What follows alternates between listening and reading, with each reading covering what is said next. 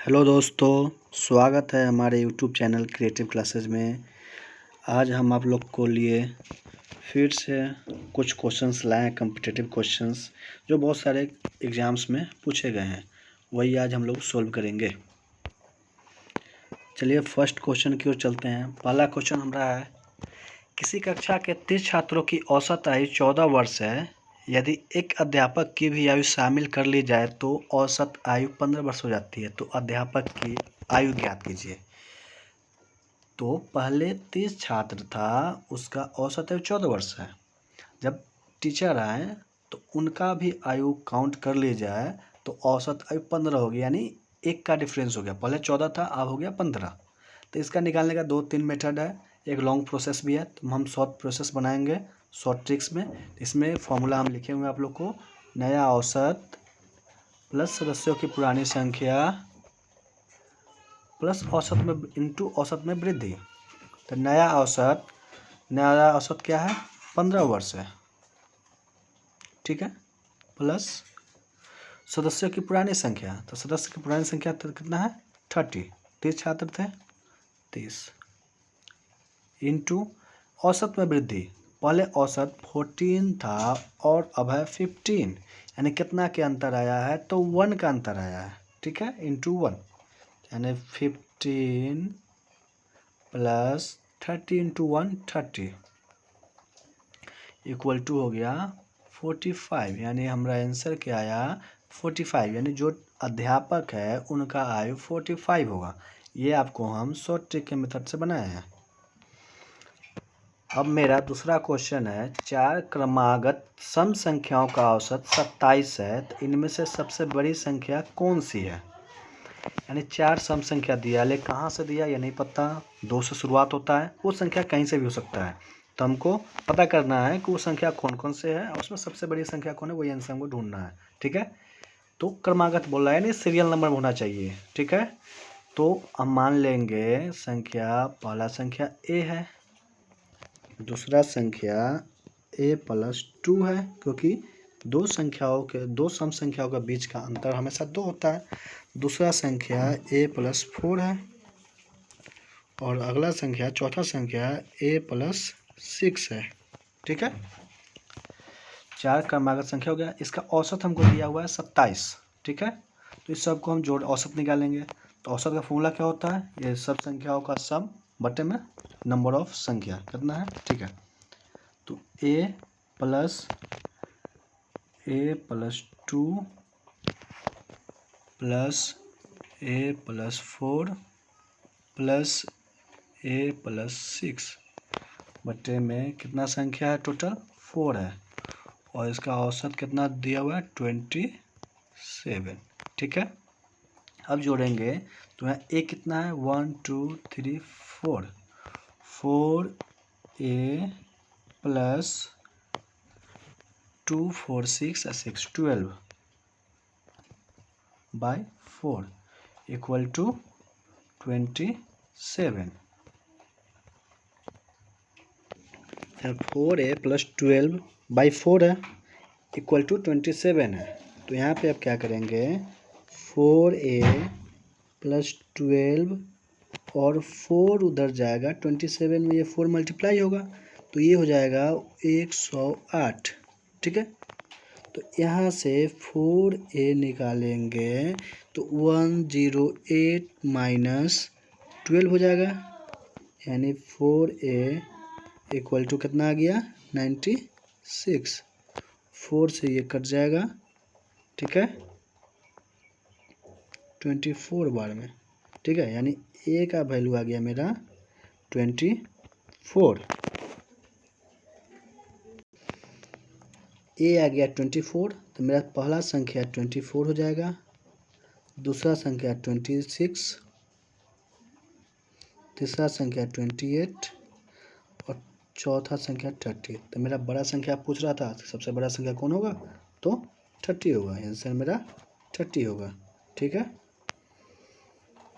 अगला क्वेश्चन है, A B C तथा डी 4 क्रमागत विषम संख्याएं हैं जिनका औसत 42 है। तो बी तथा डी का गुणनफल कितना होगा यही निकालना है। तो पिछले क्वेश्चन जैसा ही है। तो हम पिछला क्वेश्चन तो लॉन्ग मेथड से बनाए, लेकिन ये शॉर्ट मेथड से बनाएंगे। तो इसका शॉर्ट मेथड ये है कि जो भी आपका औसत दिया हुआ है, तो औसत 42 दिया हुआ है, 42 है। तो जो ये विषम संख्या बोल रहे हैं, तो इससे दो पहले का विषम संख्या होगा, दो बाद का। तो 42 का पहले क्या होगा विषम संख्या? 41 और 39, ये ना होगा। और 42 के बाद का क्या हो जाएगा? 43 और 45। मेरा यही हो गया 5 विषम संख्या, 39, 41, 43, 45। तो ए ये हो गया, बी ये हो गया, सी और डी। है समझ में कि हम लोग जब भी ऐसा क्वेश्चन दिया हो, पिछले क्वेश्चन में बता सकते थे, लेकिन इसमें बताएं, उसमें लॉन्ग मेथड समझा दिए कि वो भी बने, अगर ऐसा नहीं अगर ध्यान में हो तो इसमें होगा ए हो गया 39। कैसे हुआ? जब भी कोई भी औसत दिया हो, तो यहाँ पे औसत क्या दिया हुआ है? 42 दिया हुआ है।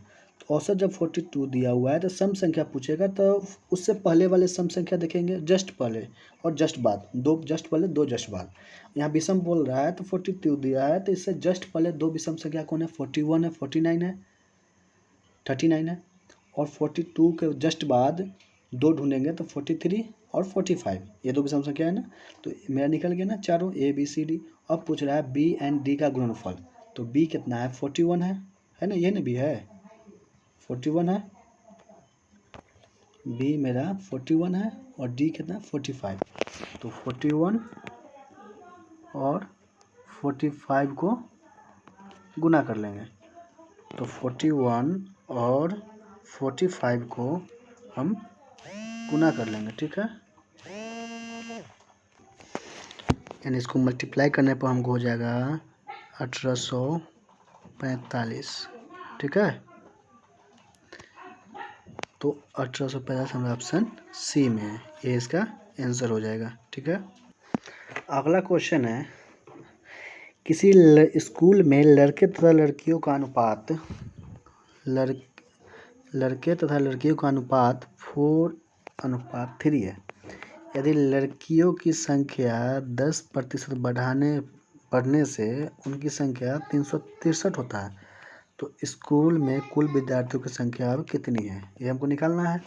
तो पहले रेशियो दिया है 4:3, तो ये हो जाएगा 4x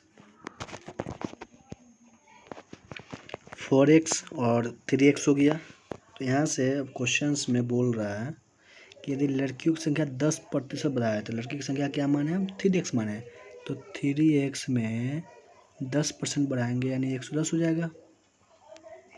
110 करने पे तो ये प्रतिशत में होता है, तो नीचे 100 देना होगा। तो ये क्या होता है? 363 हो जाता है, ठीक है। तो यहाँ से इसको काट लेंगे हम। तो 3x इक्वल टू क्या हो जाएगा? 363 इंटू 10 ऊपर चला जाएगा और 11 नीचे आ जाएगा, ठीक है। और इंटू में, हाँ ठीक है।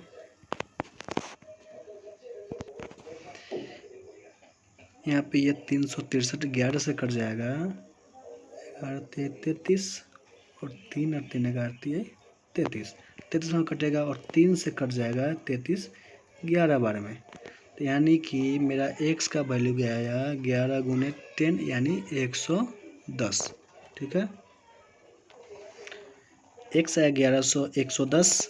तो मेरा टोटल स्कूल में कुल कितने विद्यार्थी है निकालना है। तो मेरा 4x है लड़का और 3x है लड़की, तो टोटल कितना हो गया? 4x और 3x 7x हो गया ना। तो x का वैल्यू तो हम निकाले हैं 110, तो क्या हो जाएगा 7 इंटू 110, यानी हो जाएगा 770।